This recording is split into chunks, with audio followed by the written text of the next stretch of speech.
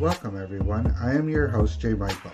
I've been a healthcare professional for more than 15 years, a veteran combat medic turned registered nurse. Join me as we talk all things health and nursing, and who knows, maybe we both can learn from each other. Let's get started. Hi, everyone. Welcome to my channel. Um, we're going to be having a special conversation today with Miss Lokificent. Before we get started, I want to just let everyone know that although I am a registered nurse, this is not medical advice. This conversation will be for educational purposes only and discussion. This is neither medical nor legal advice. First, hello Loki, how are you today? I am good. How are you? I'm doing great. The topic we're talking about today is the recent case out of Springfield, Illinois, where two emergency medical personnel, one being a paramedic, one being an EMT basic, have been charged with the first degree murder of a patient following their care um, for alcohol related altered mental status. So, uh, Loki, do you have any initial thoughts right off the bat? Let me just quickly, I will mirror what you said. Nothing I say is intended to be medical or legal advice. Anybody that's been on my channel knows I've been a paramedic and I'm an advanced care practitioner for 16 years. So I do see this a lot. This is not medical advice. I do deal with credentialing and state protocol issues. So this was brought to my attention pretty quickly after it happened, even before I talked to you. And I think this kind of shows the intersectionality between addiction, mental health issues, and what our current society has done to healthcare providers.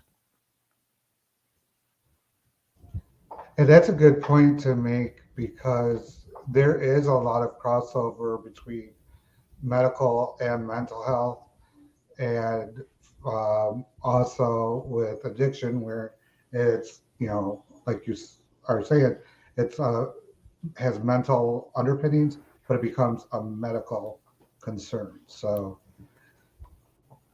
what we're going to do to start is we're going to start with reading the press release that was put out by the police department in Illinois. Let's see, I'm new to this, so we will see. Press release.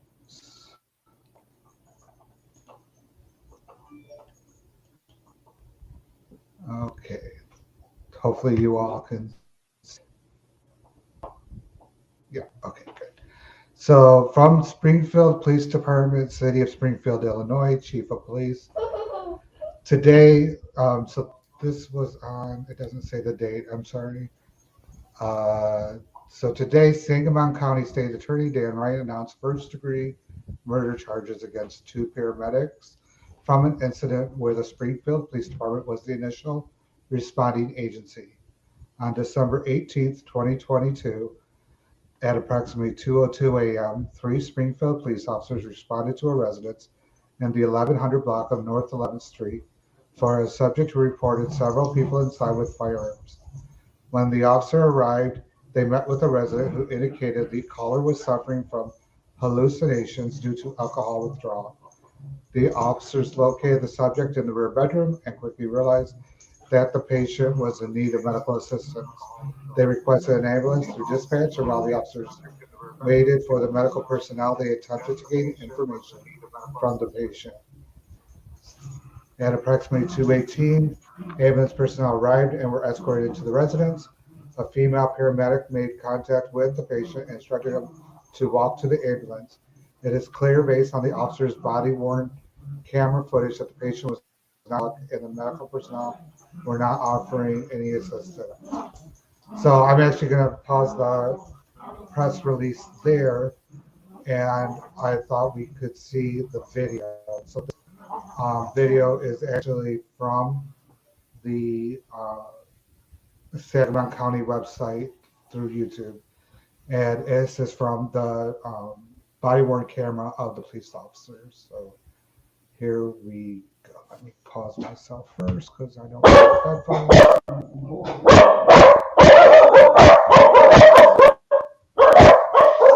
Shut up.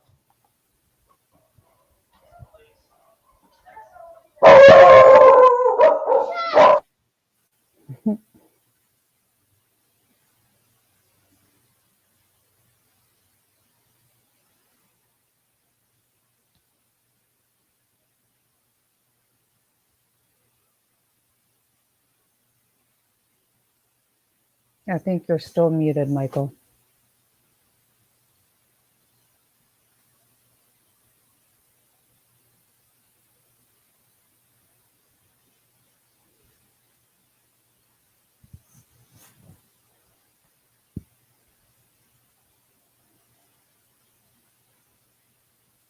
Okay, Anubis.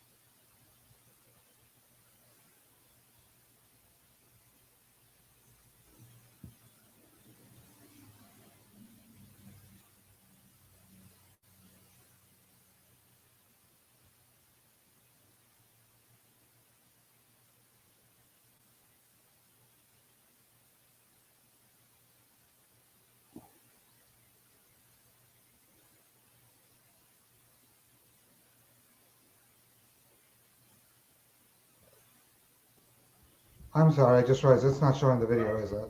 Yeah, no, it's not sharing it. Oh, shit. Hold on, let me see if I. Oh, that's fine. My apologies, I'm trying to learn this stuff. It is all good. Oh, here we go. I see it.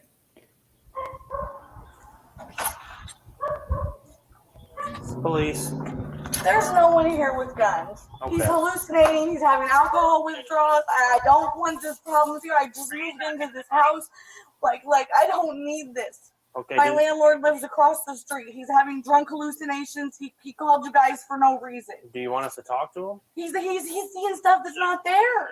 Do you think he needs an ambulance? Every time I take him to the hospital, all they do is release him. That's all they do. They're here now, ma'am. It's fine. Is he just drunk or is he He's high? having alcohol withdrawal hallucinations. Okay. He was a severe alcoholic. He hasn't had alcohol in 4 days. He's going through hallucinations from withdrawal. He's not being violent or anything? No, he's just seeing stuff that's not there, and I'm hearing voices in his head. Okay. So, if you guys... So the first thing I want to mention here as I pause it for a moment is I think that the officers have done a really good job of finding out what's going on, responding, despite that the original report of the call was about firearms. They responded not all high and heavy, even though we've seen a lot of issues lately in the news about overreaction from the police. It seemed like the police officers were really even keeled in their response. What do you think?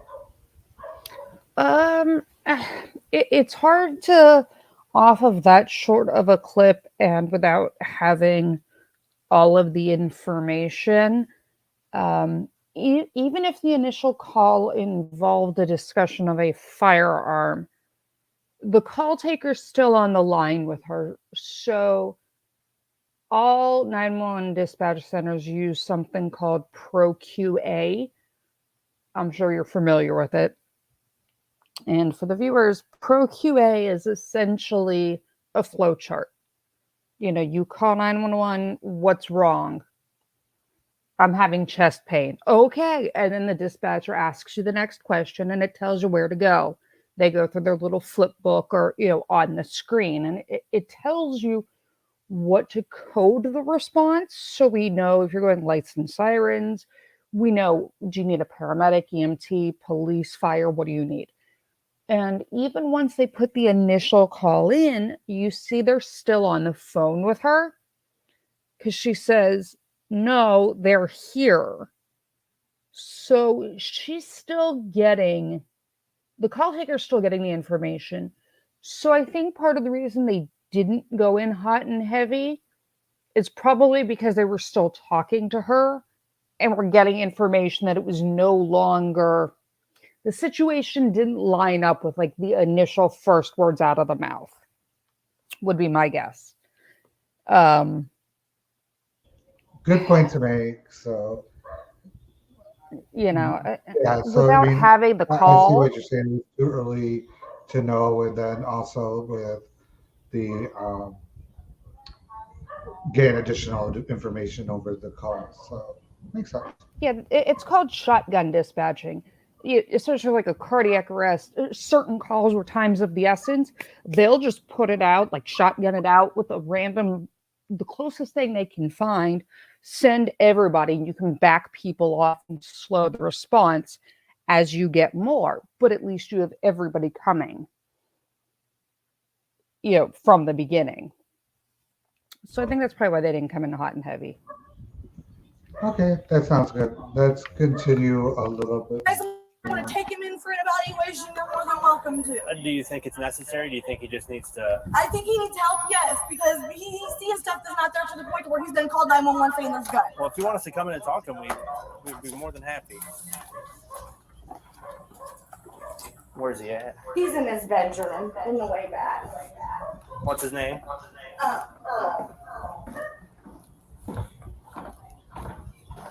Earl? It's the police. You called us, my man? You need some help? Wait. Huh? You need an ambulance? North 28, 2nd Street. 48. Sweating. 248 North 8th Street. 24. So to mention here is that if you notice, he's randomly stating an apparent address. When dealing with alcohol-related withdrawal symptoms, which is what's going on here, we have what's called CIWA, which is the Clinical Institute Withdrawal Assessment of Alcohol Scale. And what it is, and here for a second.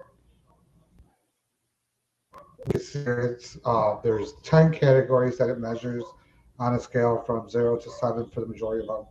Agitation, anxiety, auditory disturbances, clouding of sensorium, headache, nausea, vomiting, paroxysmal sweats, tactile disturbances, tremors, and visual disturbances. And with that, if you notice, he is, like I said, making radical statements about an address. And if we continue a little further, he does state his name, but there's no other indication that he is actually what we would call oriented, which we measure on the 4 questions, which is person, place, time, and situation. They ask him who the president is, if that's his home, what his name is, which he does get his name. He states that the address he keeps saying is his home, which is not the address of the location he's at. So under the orientation and clouding of sensorium, he would get 4 points for being disoriented for place, which is a big thing. Another thing you notice in this part of the video, that he is consistently thrashing about, and you'll see that for the majority of the video, that he is very agitated back and forth. So under that CIWA scale, he would, as you can see, under agitation, pacing back and forth during most of the interview or constantly thrashing about a 7. And then Mhm. if you notice, he's also uh, unable to create full sentences. He's unsure of what's going around. And you'll see more of that as the video progresses. So under the anxiety, he would receive, it'd be above 4 all the way up to the possibility of the 7. So that's mentioning the clinical indications, which is more of what we see in the inpatient realm. For us, he's already close to requiring medication status. How does that work for pre-hospital, Loki? So, um, generally, you're operating under what's called the altered mental status protocol, and I'm looking at the one really quickly from. I had to pull up one for them because it's a different state. So generally, what we do is we look. Do we have a patent airway? Okay, airway before all else. Is his level of consciousness and his altered level of consciousness being problematic for an airway? So somebody that's post-ictal, which means they're kind of in that phase after a seizure where they're not all with it. Somebody that has overdosed but is still breathing and talking, but they're gone. Um, Diabetics, things like that. So you're assessing the airway. The next thing you do is we do the same orientation. We check to see that are you oriented to person, place, time, and events. And part of that is because we cannot force medical care, which is it's a whole other topic. But if somebody can articulate to me that they are oriented and they understand the risks of refusal, I can't necessarily take them against their will. That's kidnapping in all states. So even with an altered mental status, I need to see how altered he is to consent to treatment. Or does this fall under implied consent because he is altered? So it's implied I don't now need verbal consent from him. So once we know he's got an okay airway, generally I teach my students and people, I tell them, get a little bit of a rapport with the person, see if they'll talk to you. And don't just go grabbing on, like you can't just go grab someone that's altered. You don't know how they're going to react. But then we try to get a general set of vitals or get close enough where we can see. If I can tell that you have pinpoint pupils and you appear to be altered due to opiates, I can fix that with Narcan. If I smell what smells like acetone on your breath and talking to you, you could be in diabetic ketoacidosis. So do I need to check a sugar? Are you hypoglycemic? So we look at something called H's and T's, and you're familiar with the H's and T's. And so we go through the H's and T's to try to see why they're altered. And if we need to intervene, and to what level we need to intervene. Because while nurses and paramedics, we overlap a lot, and it drives you crazy when people are like, nurses hate paramedics and paramedics hate nurses. No, we do the same job in a lot of ways, just in very different ways. And we have very different toolboxes, right? You need to ask for orders for everything. I act under my own protocols and standing guidelines. There's very little.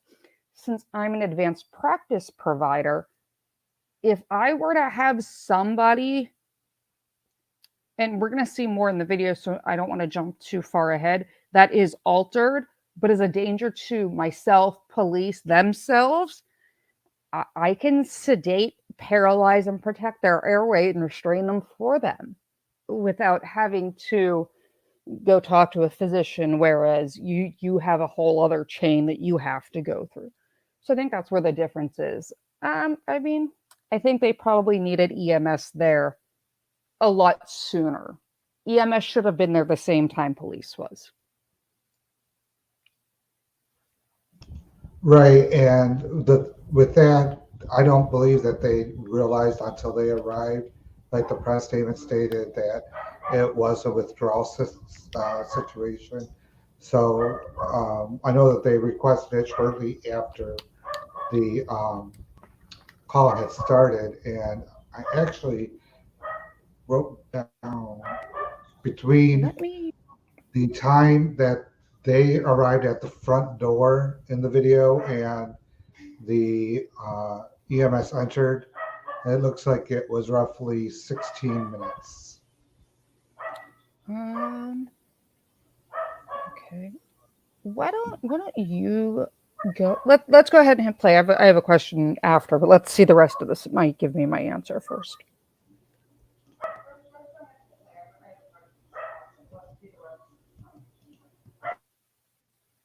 Oh, What's happening, my man?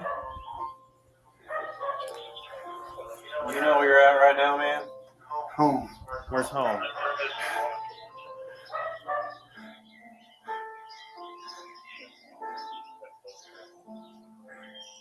You know where home is? North 25th. Stay here with me. Well, we're going to stay here, but you're not on North 25th. You know who the president is?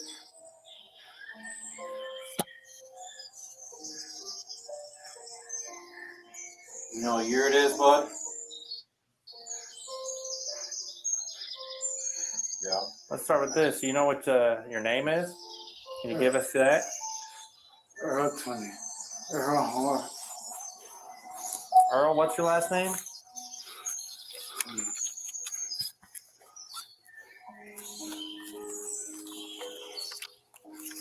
What's going on with you, my man?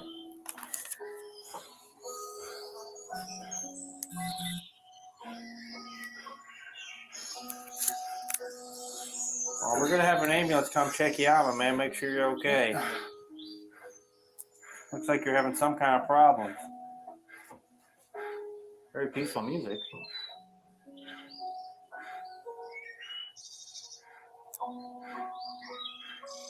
Hey, Earl, who's that female out there? Yeah. Who is she to you? Family? Well, she's worried about you. She said she's been struggling a little bit. She's been trying to.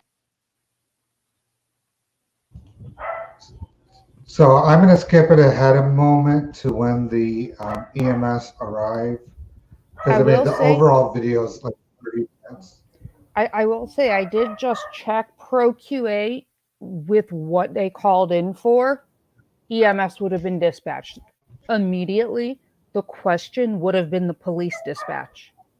EMS would have been dispatched first, but mention of a firearm would have put it into an unsafe scene category. So they would have staged EMS, sent police in first to make sure it's a secure scene, but EMS would be staged right outside.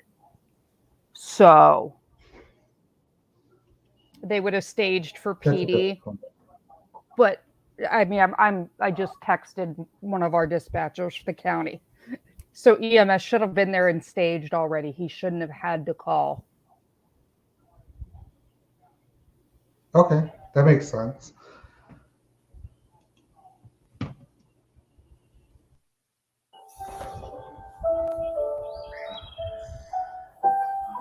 This is Earl. Haven't been able to get much out of him. It's day 3.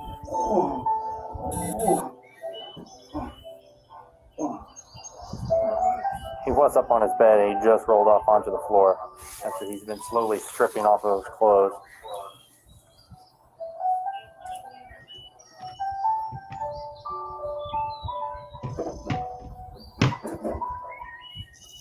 What was his last name? Moore. He's 35. He was born in March. Earl. What's your birthday, man? Hey. It's birthday. Hey!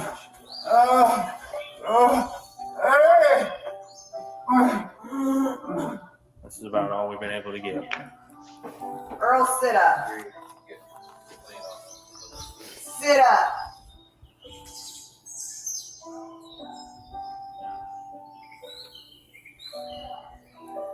You know what? I am not playing. Come on, Earl. Let's Sit up. my man. No. What happened? Stupid. Stop. Stop. Sit up. Sit up now.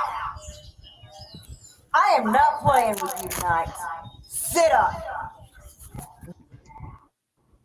That is So horrifying. the one thing I wanted to mention at this part that just blew my mind, I don't know if you caught it, that I'd have kicked her. so that's Paramedic Finley. She's the paramedic level. And Yeah, well, I'd have beat if her. you on notice when you scene. did see Mr. Moore on the ground, his head was near that far wall. She reached down, grabbed, and yanked him across the room. That's assault and battery. Okay, so this is where I'm going to have to play the paramedic gray zone game with you. Not quite. So, I am horrified that she had no gloves on. She's not wearing gloves at any point, so you're not taking this seriously. You can see the EMT. You can see the EMT putting gloves on in the background.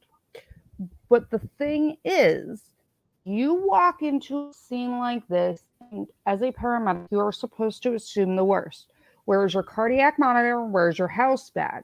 I mean, okay, so you might not need a stretcher, but where She is... is like totally unprepared. 100%. She has nothing. She doesn't have gloves.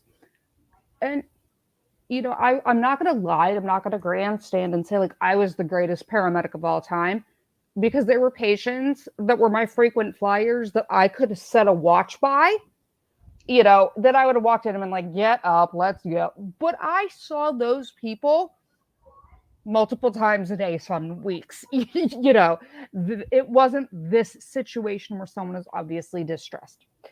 He has rolled off the bed and onto the ground. His head's still there. She's trying to get him to sit up. She's trying to get him to respond, but she's not doing it in a compassionate and caring manner or showing that she cares anything about his health. Yes, you can grab him and drag him. We can do it all the time. I am not going up there where your head is. If your head is near that wall and that bed, and I'm going to be like standing on a bed trapped in a corner, so he wouldn't sit up, and grabbing him and dragging him, that's not an issue.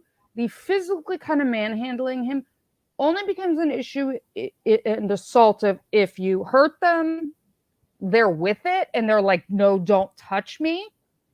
But he's obviously so altered that, you know, that's not a thing. But my concern with that train of thought, though, is even though he's altered, he's not combative. Right. And he's not doing anything that's a distinct risk of injury to himself or others at that moment. So putting hands on him, to me, was not necessary at all. There's a different, right, but here's the thing. So we don't know what's, and this is where there's a little bit of a difference between nurses and paramedics. You don't know what's under the bed. You don't know what he has on him. If I leave you and you're that altered and there was any talk about a gun, you know, in any call, the last thing I'm doing is letting you lay next to that bed in that corner where I can't see, because it's my safety. Good so point. While I disagree with her tone, and while I disagree with how she kind of went about it, getting him sitting up and moving him was needed for her safety, the safety of police, and him. If he vomits all of the sudden and he's over there, she can't roll him and he's going to aspirate. So there's a reason to put hands on him. She was just a little bit kind of over aggressive. But what I think rubs you the wrong way more as an in-hospital provider than it does to me as a pre-hospital person is it rubs everybody the wrong way more, because she is just so obnoxious and unprepared, and you can tell she does not care about him and she doesn't want to be there. And that tells me you need to find another job. Right. Well, then, so and let me see. The next big event was. I hear some giggling now. Little people. Mine's downstairs eating noodles on the So couch. that was at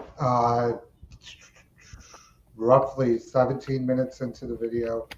And the next major thing you'll hear is her yelling at, like, saying some not too cool stuff about trying to get him to do stuff, which goes on for nearly a full 3 minutes. So we're not going to listen to all of it, but I'll play Yeah, a little we bit. don't need to hear that. Some of it. What is your birthday?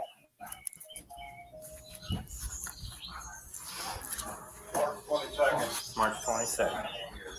What year? 8.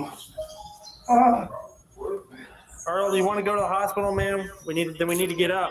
You're All gonna right. have to walk, 'cause we ain't carrying you. So let's get up on your feet.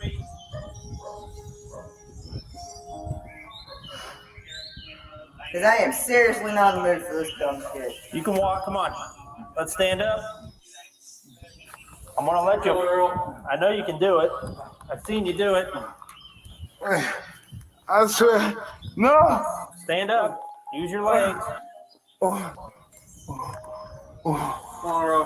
Get you some help, bud. Okay, I'm going to go ahead and skip ahead to the next Sweating bullets. where they get him Nope. up We got it. going. One foot in front of the other. Come on, buddy. We'll hold you up, but you gotta walk forward. Come on, buddy. You got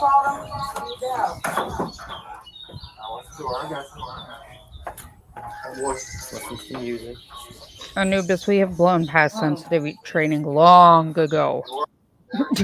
Yeah, there's Passed that definitely no stop question. long ago.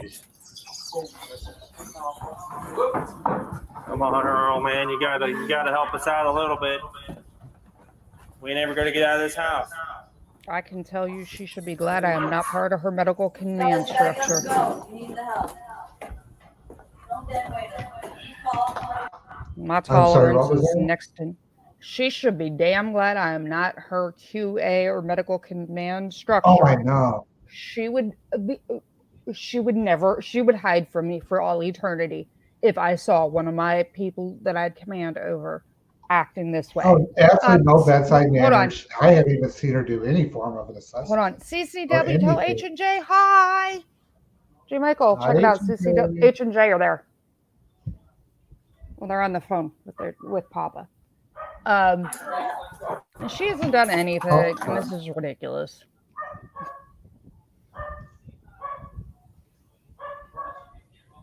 You will hear paramedics frequently say ABC, ambulate before carry, or other things. And I'm not going to lie, I have no desire to carry you if you are capable of walking. There's no reason for me to carry or manhandle or whatever. But it is. Well, I'm sorry. In this situation, you already know that it's alcohol related. 4 days without, basically the DTs. Right. He's a major fall risk, which makes it a big issue. So, but this is what I'm saying. Just let me finish. This is what I'm saying. I am a fan of I don't want to carry anybody. I don't have to, especially if we're going down flights of stairs and risk people getting hurt. There is no reason they could not have wheeled that stretcher all the way into the bedroom or into the entryway and walked him out of the bedroom with the 2 police officers, because you can't. Stretchers really suck at tight corners and hospital beds. I look like a drunk driver if I'm trying to steer a hospital bed. It's not going to end well for anybody. That is not my, no hands inside the ride. Duty. I tell people all the time, I'm like, hands inside the ride at all times. Okay, not what I should be driving. But there's no reason they could not have brought the stretcher in and closer. I see nothing wrong with making him ambulate to the doorway or to the living room or to, an open area. But all the way outside, absolutely not. He's beyond a fall risk. What are you going to do if he seizes all of the sudden? You don't even have your hands on him. You're not wearing gloves. You don't have a house bag. You don't have a monitor. I mean, my 5-year-old can provide better medical care than this lady's giving. And she's got about as much empathy as my 5-year-old does when you take her Pokemon. I mean, shoot, my CNAs, even my techs who aren't licensed in any fashion, do more basic care than that lady has done, and she's a paramedic. I mean, Yeah, well, unfortunately, she's I doing did really check, and bad. her numbers are up for review. I Yeah. did check after you approached me. Her number and licensure is up for review with the state. That's definitely one of those times that reporting someone to the state is not a bad idea. No. And so I'm going to just bump ahead a little bit till we get Yeah. outside the house. CCW, while he's getting that, I will give it to you really, really quickly. The person called 911. They were having auditory and visual hallucinations. They were a long-time alcoholic. They have been sober for 4 days, so they're detoxing. They're going, detoxing from the alcohol, and they are very altered mental status, and this is in Peoria, Illinois.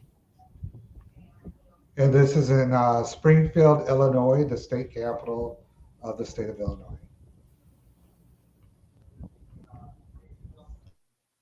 All right, we got you. Ready? We're doing it. They got your coat. We're doing it. Right here. House right there. Right there. Keep going, buddy. Oh, look, there's the stretcher.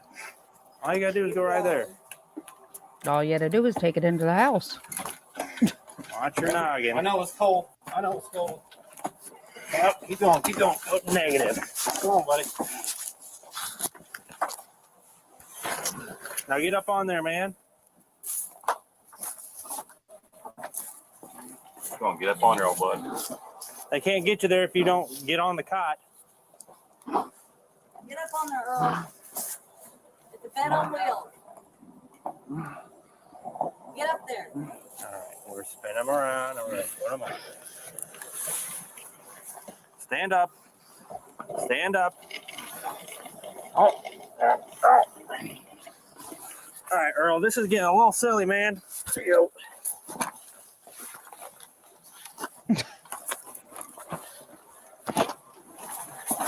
There we go.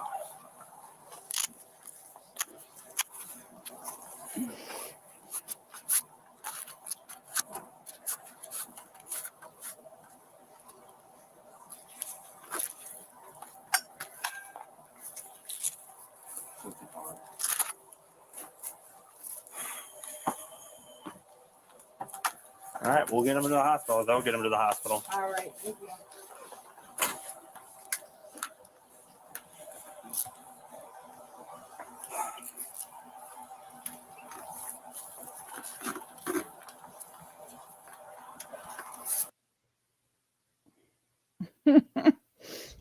And that's basically the end of it. They get him into the vehicle and leave at that point.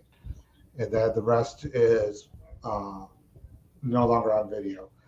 But if you notice, when they got him to the stretcher, he was in an orthopneic position.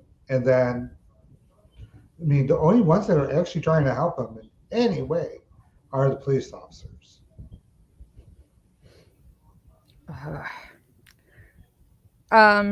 Before I answer that, CCW, they can call me Mama Stephanie or Steph. I don't hide my legal first name. It's okay. It doesn't bother me if people call me Loki or Stephanie. It's out there in the open. Yeah, that's a little bit ridiculous. And she still doesn't have gloves on. And yeah, I can tell you again, I'm not going to act like a saint. Yeah, there have been calls where I was like, oh my God, I am not doing this. I am not putting up with this today. Like, we are done. And no, the EMT didn't do it in Ubis. 2 police officers did. But you're not allowed to have somebody in the prone position on a stretcher. So I can tell you, I'm not a heavy individual. I'm little. I'm tall, but I'm very thin. So I'm notorious when you have someone like that, the best thing you can do is tell them, let's dance. Stand on up, put your arms around my neck. Come on, we're gonna dance. And you turn them around, then you move the stretcher, and you tell them to sit their butt down. It is not that hard. We do not need to manhandle this guy into a prone position on this stretcher and then strap him on down. Now, your other option is there are ones that are not, they like to go ragdoll. If he's face down on that stretcher, okay, cool. He's on a sheet. You can just roll him. Like, you guys can turn him into a mummy and flip him over. This isn't that hard. It's like we do all the time when we're doing any type of personal care in a hospital. That's why we have draw sheets. You have handles, you have everything you needed. Face down. No, not only is that not correct procedure, Anubis, it is against both national and state protocol. I do have the state protocol pulled up right here. And we are so far off of it already, might as well not even have one. Well, so basically at this point, from all the information that we have is he's transported to the local hospital where I believe it's within 3 hours he is declared he has deceased and he's unalived. So shortly after, so this was on December 18th. On, let's see the date. Autopsy is the same day. 9th. So 22 days later, the local state attorney's office filed warrants for the EMT's arrests. Mm-hmm. And I have the originals. These are redacted that I've done myself because protect addresses and all. So Peggy Finley is the paramedic, and the other's name is Cadigan. Let's see if I can get the name. Peter Cadigan is the other, is the EMT basic. So it's stating that the people of the state of Illinois are hereinafter have to call the complainant, are charging Peggy Finley with the offense of first-degree murder in violation of Section 59-1A2, Chapter 720 of the Illinois Compiled Statutes. In that said defendant or one whose conduct she is legally responsible did act without lawful justification which caused the death of Earl Moore Jr. In that said defendant and Peter Cadigan tightened restraints across Earl Moore Jr.'s back and lower body in the prone position and transported Mr. Moore to the St. John's Hospital in Springfield, Sangamon County, Illinois, thereby causing death by positional and compressional asphyxia. Said defendant, knowing based upon her training, experience, and the surrounding circumstances that such acts would create a substantial probability of great bodily harm. And it's pretty equivalent on the other. And attached is the warrant for arrest, and with a bond in the amount of $1 million for each. So if you notice in that, what is it called? The probable cause warrant, I believe, or whatever, it's 5-9-1 sub A sub 2 of Chapter 720. So I actually have that available. So 591A2 just states that first-degree murder, death penalties, exceptions, summary here needs proof, findings, appellate procedures, and reversals. A person who kills an individual without lawful justification commits first-degree murder if in performing the acts which cause the death, he or she knows that such acts create a strong probability of death or great bodily harm to that individual or another. So that is the justification that the state attorney's office is using for the first-degree murder charges. What is your thought on this? Sorry, I was looking at the autopsy while we talked real quick. I'm of two minds. They're not going to get first-degree murder on this. I'm telling you right now. The most they're going to end up, it's going to end up as second degree or reckless, because we're not going to be able to show premeditation.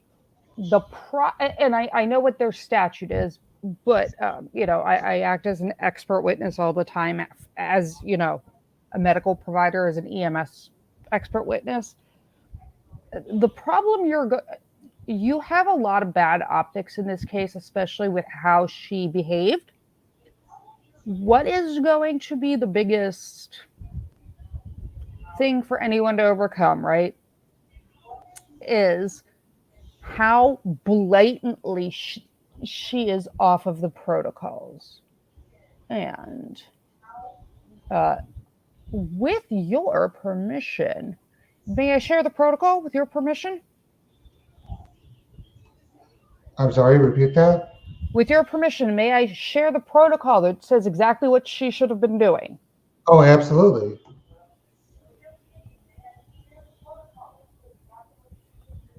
How do we do that? Hold on, just give me 1 second. It'll pop up. I got it. Okay. Here we go. So, this is where we fall under, okay? I know it says effective October 1, 2021. It was ratified all the way through at January of 2023. It was confirmed. So, there would have been altered level of consciousness. Causes include alcohol and drug-related emergencies. So this is the protocol, right? First responder care is where you could actually get police, because in Illinois, they are trained to a first responder level, but nothing, I'm not really worried about that. So ALS, look for medical alerts, be prepared for vomiting, vitals need to be recorded every 5 minutes, You can't go through this if they're here. But it's telling you to look for all of these things, right? Glucose, oxygen, all of these things. She hasn't done anything, right? She's done none of these things. She hasn't even provided baseline care. And that's where it's going to hang her. They're going to say, and I've seen this, unfortunately, they are going to say that she was either scared for her safety, or he was uncooperative, or whatever. It doesn't matter. If it's that bad, you call command and get permission for restraints.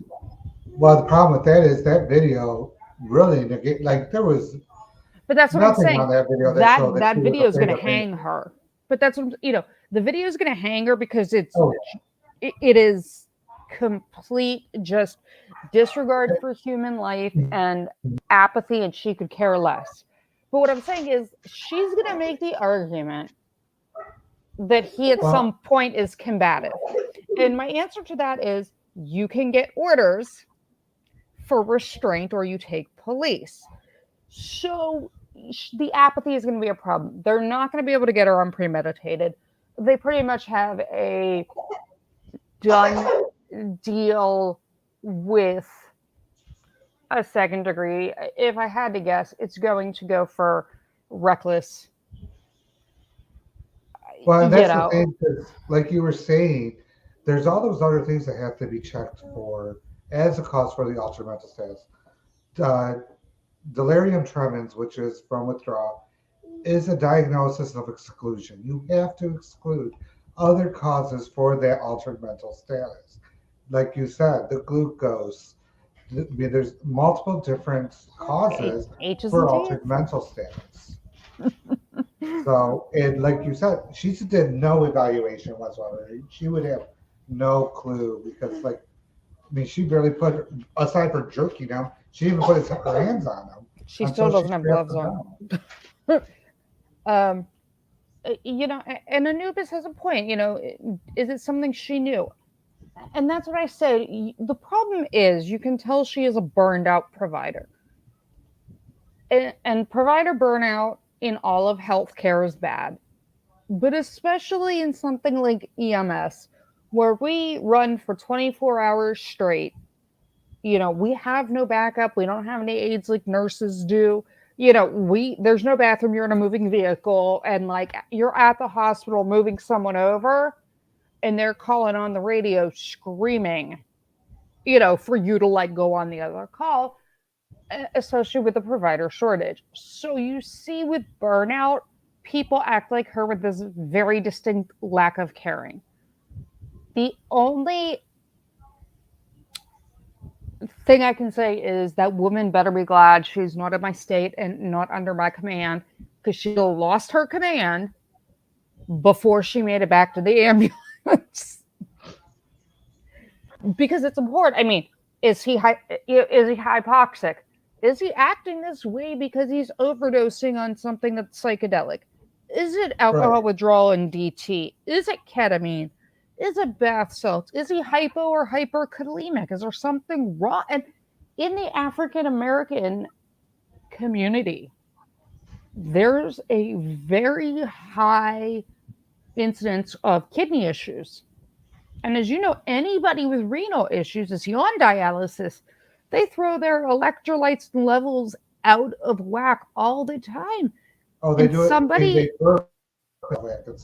It's surprising how many people, like we always joke on the med search floor that we're another name for us is geriatric psych, but it's not because of psychiatric stuff. It's altered mental status because of either encephalopathy, metabolic encephalopathy or alcoholic encephalopathy.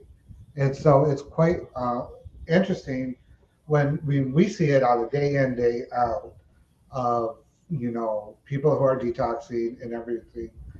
And I mean, and I get the whole burnt out thing. I mean, working in inpatient in the middle of the panorama and all. And also, you see these same individuals consistently. But at the end of the day, that's still not an excuse to not do the most basic of care. And like you I, said, I think that in this video, that's what's going to hang her. I mean, she didn't even do the most basic of, are you okay? so here's the thing. I'm not defending her because what she did is important. Oh, I'm yeah. just saying I can tell you that like there are some people that would be like, oh my god, Loki's the meanest paramedic anywhere in the world, because I would pull up and be like, get in. I'm not even getting out. Get in. This is the third time today you have called me. Like there are some people that don't need you. This is not the case. You know what I mean? Right. The case is It's like, someone that you're pulling up to and they're right there and and they've got their whatnot versus someone suitcase, who's and falling they're off the bed. they've got their suitcase and they're like ready. Like I could understand her attitude if you could tell the patient was not in medical distress. Because I've been notorious to have that attitude at 3:00 in the morning, when I've already seen you 3 times today and I know you have nothing medically wrong with you, you're bored. But Oh in yeah, this case, absolutely. in this case, that's going to hang her. I briefly looked through the autopsy, and I read, if we look at the police report, there's no indication that she did any ALS intervention, because I can tell you as a paramedic, so she should have checked his blood sugar. She needed to put him on a monitor, run a 12 lead. She, we need a 12 lead. I need a sugar. I need IV access. Do you have fluids hanging?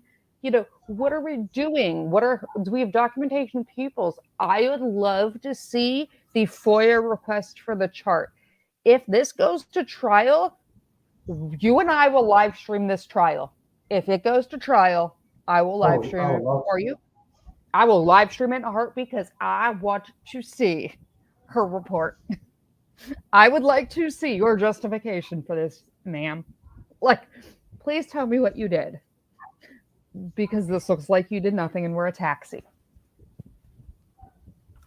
This is abhorrent.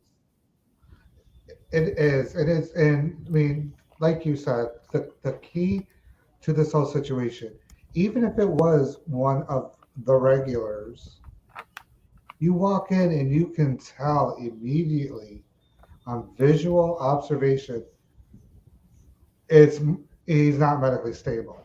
Oh yeah, not at all. So I don't care if it's the same, person you see 15 times. I'm sorry, you have to respond. You have to help them. It's the same thing. If you see Joe Schmo in a corner with a needle in his arm, even though you deal with them 15 times a day, that's an emergency. You grab your Narcan. You start doing something. I mean, it's plain and simple to see how it was that. I mean, he just was not medically okay in Yeah, any way. and I'm not saying maybe someone's a little bit lost in their. Even if it is a frequent flyer, I mean, like my attitude towards them may be similar, but what I'm doing is not. Because there's one young lady who I could direct you to, who will tell you she would call 911 and ask what unit I was on and what time did I get there and wait, uh, because she didn't like other people. But the problem is she's a legitimate severe asthmatic. Like she has major respiratory issues. Is she a Uh-huh. giant pain in the behind? Yes. Does she does she behave and like to cooperate? No. And she'll tell you that like I would show up, open the door, and be like, "Get in." And as soon as she got in, I'd hand her the clipboard and go start filling it out because I'd make her fill out the top of her own chart while I was putting her on the But here's the thing: I may have been yelling at her and making her fill out her own chart because I don't got the time for you today. Miss KL will go with initials. I adore her to death.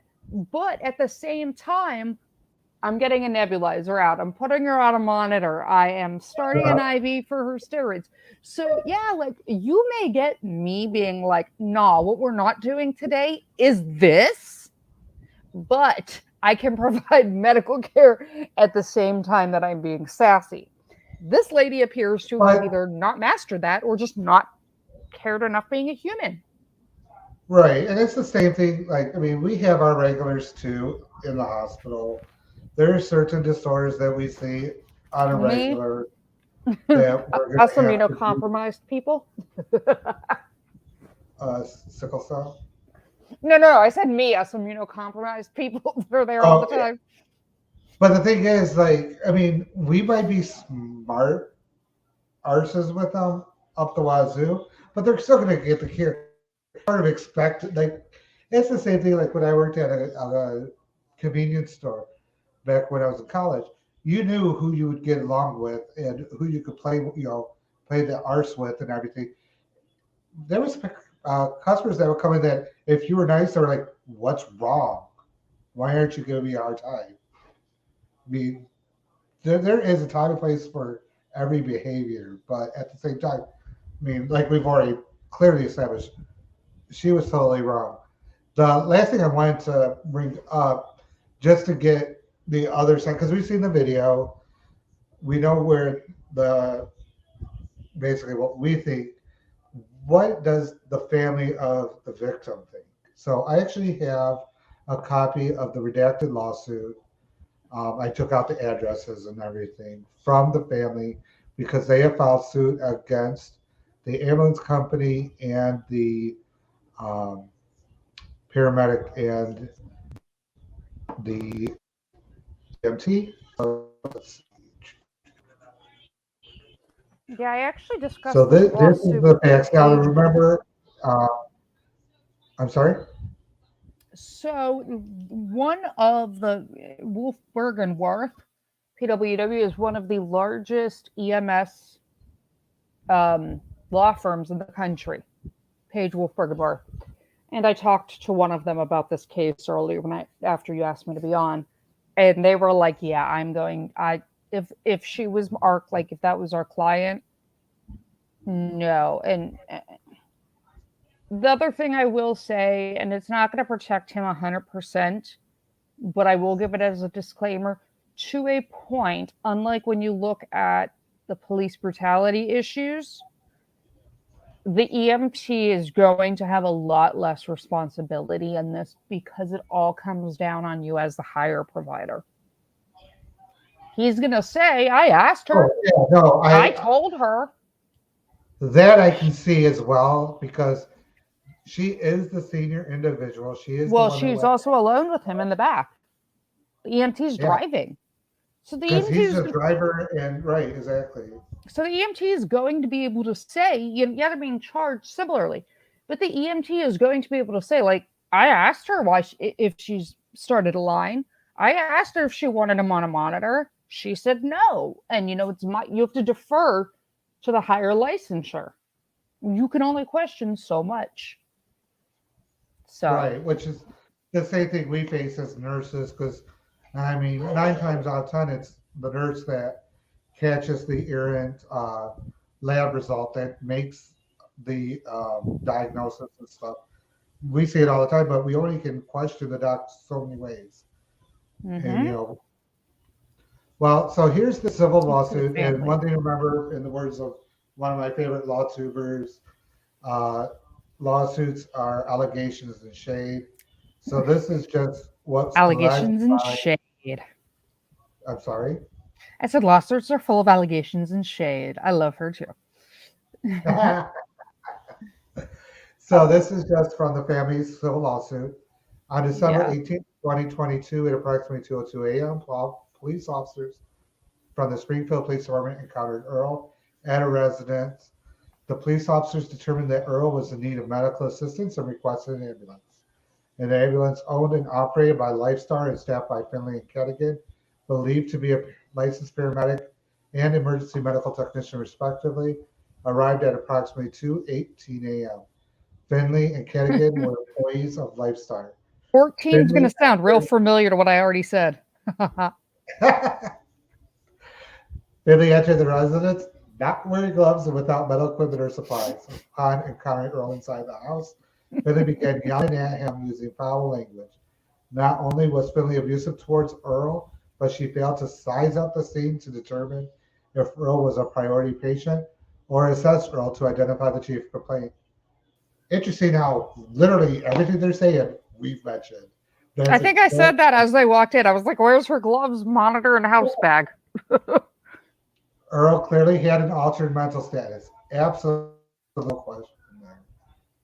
This means, among other things, that he could not comply with requests.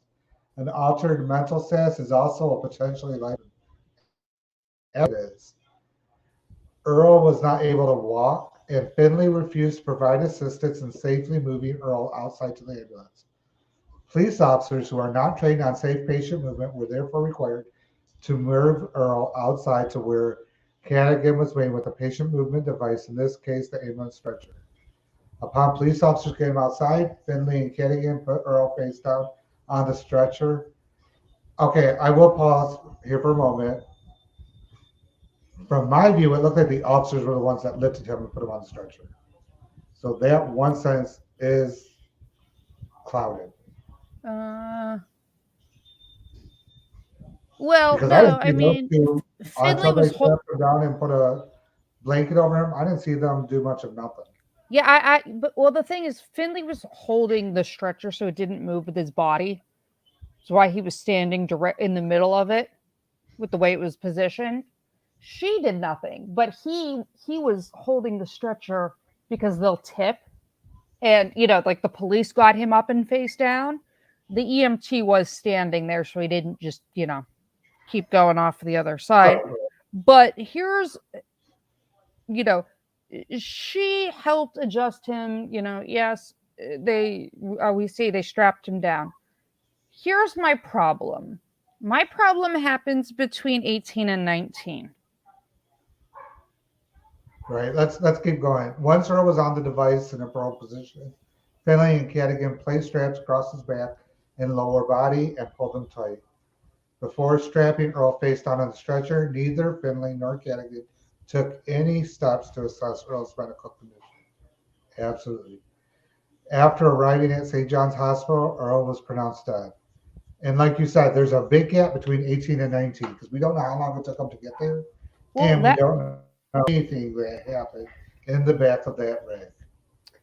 well, this is my issue. So it says it's presently unknown what occurred during the ambulance ride.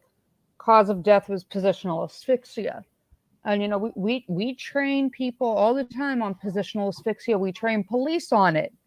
It is why if their hands are cuffed behind their back, you got to move their hands into the front as soon as you can. You got to sit them up. You can't leave them face down. I don't know that for the sake of your channel, I would not put the autopsy stuff up because it'll be a problem.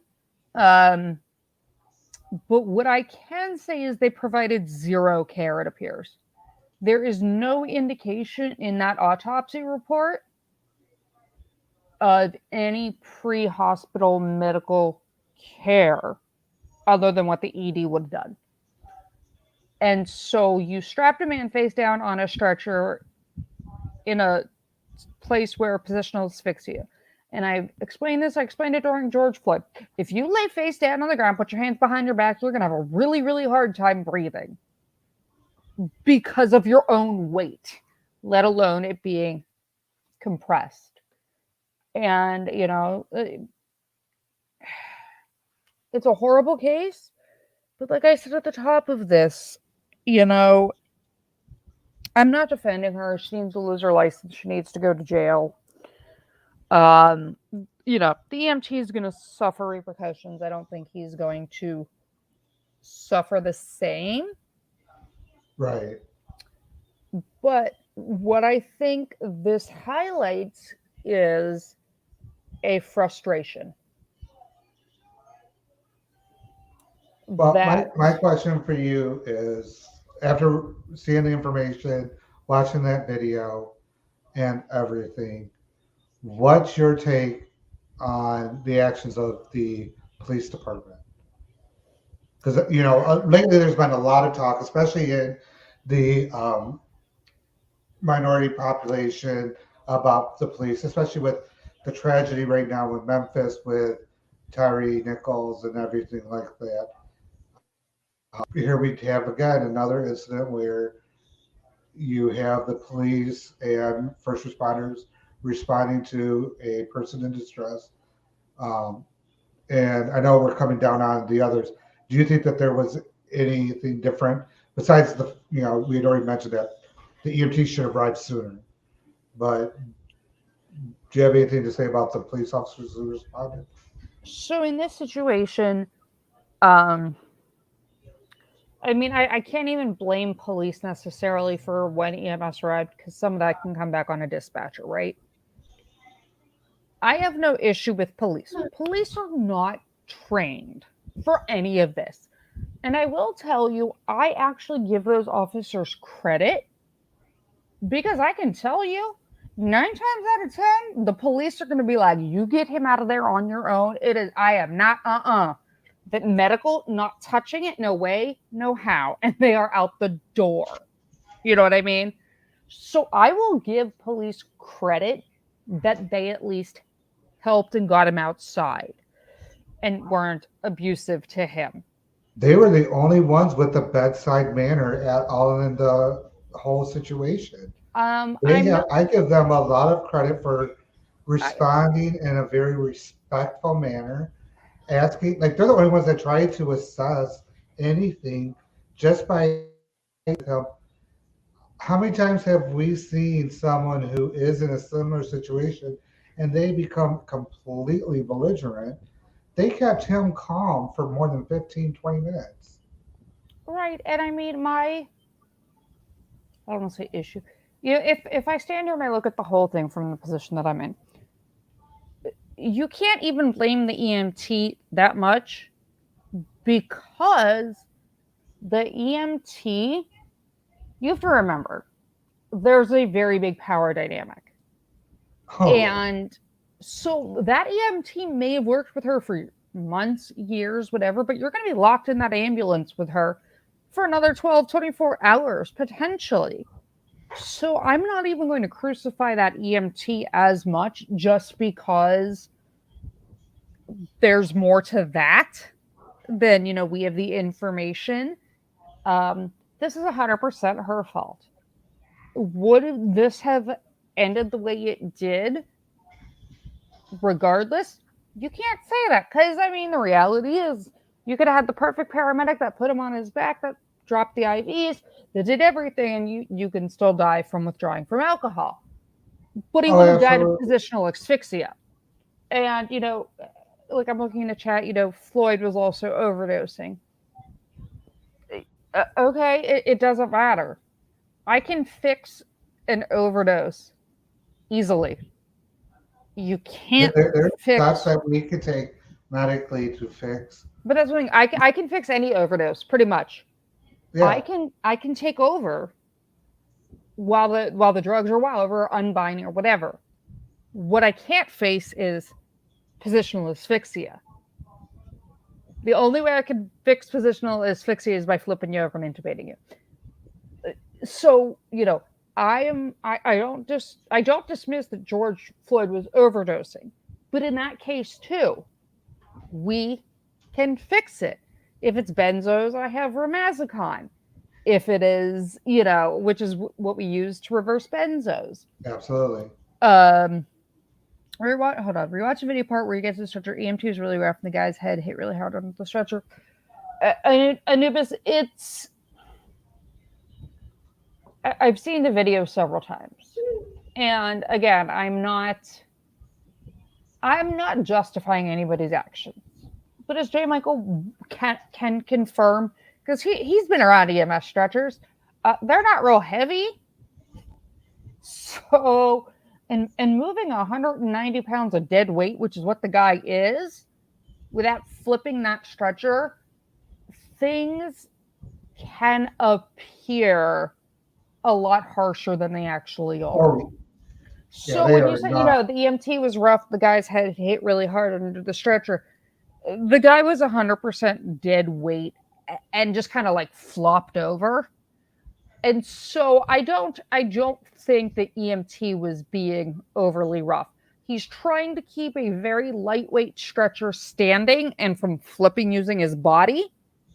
And so he's got limited strength and ability with his arms, right? Because you don't want the stretcher to flip. I don't, it looked a lot rougher than it would have been in reality. Oh, absolutely. And you said the key point there, dead weight. Because when you are moving anyone who's completely dead weight, it's going to look a lot rougher, like you said, than someone who's assistants and everything, assistable and everything. So, Yeah, and like you said, it is a big power differential between the paramedic and the EMT basic. The EMT basic is O2 transport, and that's it. I call them the boo boo kisser someday just to screw with my EMTs because I love them. Because I'm like, all you're gonna do is kiss boo boos and hand out band-aids. Exactly. They can't do much of anything, but it's the paramedics who have, much more capability. Like you said, they are an advanced practice provider. They can do certain things that administrative medication, an EMT basic cannot do any medication administration. They can assist patients administer self-administer certain medications, but even that's limited. Yeah, and on top of it, sorry, I have a little person on my lap right now. To a point, there's even things that those paramedics can do that you can't do as a nurse. So you as a nurse cannot you don't intubate. You can't, you guys technically cannot intubate in a hospital. Depends on the situation you're licensing. But not like we do in the field. There's a lot more to it. So, to an even bigger degree, this paramedic had a level of medical care and duty over even you as a nurse. Because I can tell you that I take someone like him who's just Gork, he's going into restraints. You know, I may give Hal, like, I have Haldalgiodon and all of those. I can overcome that. And if I need to overcome hallucinations, then we just sedate you with benzos and protect your airway. It's not hard. Like, we have that ability. And so she just is the example of somebody that's burned out. And it's not just EMS. Nurses are the same way. You know that nurse on the floor that you're like, you need to give up your license. You do not care. And she is the embodiment of that. I think, you know, the EMT is going to get a lesser charge. She's going to get a reckless or murder charge. And all it's going to do is bring bad press on EMS, just like it has with police. People are going to paint people with a broad brush. Some of us work our And I butts did off. see your message, CCW. It should be updated now in the description below. And of course, before I forget, since we're over an hour in, don't forget to do the YouTube thing, you know. Yes, the YouTube things. Like and subscribe. Share it out. I put your link out on my Twitter earlier today. And I do have Loki's link. I know everyone knows Loki who's here right now, but Loki's link is down below as well. And I want to thank Loki for coming. I do appreciate it. Of course. It was really fun to do this. And, you know, when this goes to trial, if it goes to trial, we'll do it together. If they, I would love to stream it live with you. I think it'd be and interesting one, because I'm sorry, this one reads so different than so many of the medical provider cases that have been coming up, because it is so blatantly negligent. There is like absolutely no action. She did nothing, and she had the duty of care. Well, so it'd be interesting to see what. We will make this epic if this actually goes to trial and does not settle.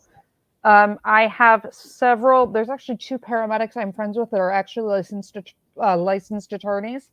One's a guy named Wes Olive. He is a lawyer and paramedic. And I have several medical directors, and we will get them on as a panel, and we will have everybody from an EMT to a nurse to a physician medical director and a lawyer.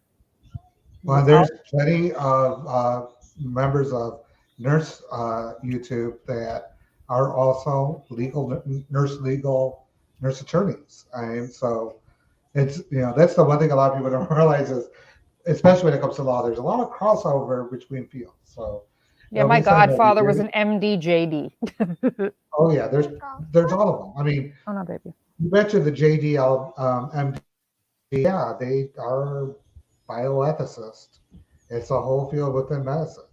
So that's where a lot of your RN and JDs are bioethicists. So it'll be interesting to see. I mean, if Finley is smart in any way, I see a plea deal. For Cadigan, that one I could potentially see going to trial because there's mitigation there. She'll go to trial. I think if anything, they'll offer him a deal, and she'll go to trial if she doesn't want to take the deal. But they'll offer him a slap on the wrist and to testify against her, and they'll hang her out to dry at trial. The level of responsibility between the two is nowhere near the same, in my opinion. Yeah. His biggest thing is he didn't even go into the building. She was with the patient for more than 15 minutes alone. He did. He was in the doorway. Oh, I didn't see him in the doorway. He's in the doorway putting his gloves on. You can tell he's wearing traffic yellow. Okay. If you watch in the video, he is there, but he's not like near the patient. He's in the doorway. But at the same time, as we've already said, He's not the primary. The primary is the paramedic who's responsible for the assessment, because I mean it's her patient. She's going to be in the back with it. So it's interesting. I can't wait to see what happens. Yeah, we'll have to keep our eye on it. So, no, I'm glad to have been here. I'm glad to come on anytime. You're always welcome on my channel. You know that. Yeah. And we'll have to You, follow you this all one. make my night go by faster when I'm at work, and I have nothing. I always like to hear you guys in my ear, keep me company at work. So Yeah, no, we'll be on later tonight. But thank you for having me on. And thanks everyone, and I will catch you guys next time. Thank you, Loki. bye. Have a wonderful day.